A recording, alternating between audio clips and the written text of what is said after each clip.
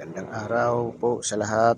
Ngayon po ay mag-aabono na naman ako ng aking dragon fruits. Ito nga pala yung aking nabili na abono. Ang pangalan nito ay Complex. Ito isang isang maliit na Lego. Lalagay ko dito sa tubig.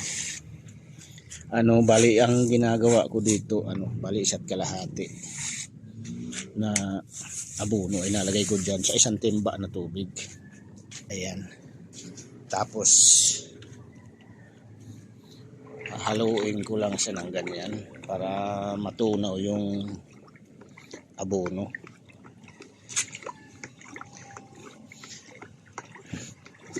Maganda daw po itong abono na ito na complex pang pabunga ng mga halaman tulad itong dragon fruits. Kasi nagsisimula na magbulaklak yung dragon fruits ko eh. Ayan po. Mayroon ng maliliit siya na bulaklak. Kaya kailangan na mabigyan na ng abono. Kailangan lang tunawin yung abono po. Halo-halo lang para matunaw. Ayan.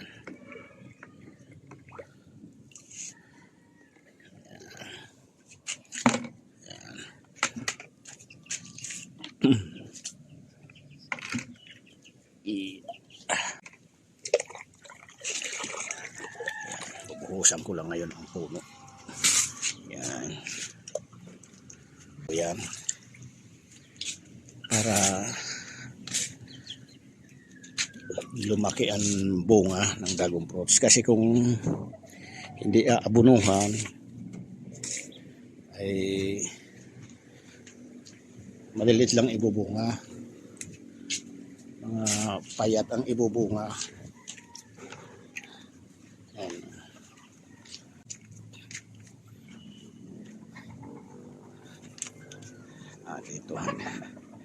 Dito yung sa pader. Nandun na sa taas ng pader. Sigurado yan mamumunga ng marami. Kasi naabunuhan.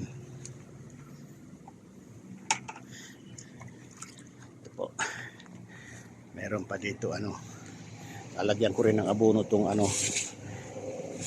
papaya sa puno.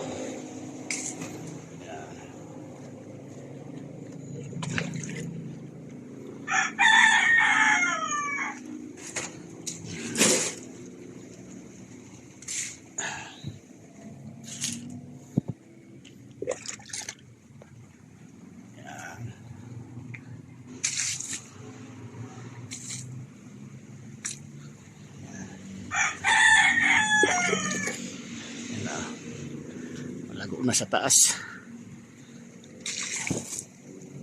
Yan.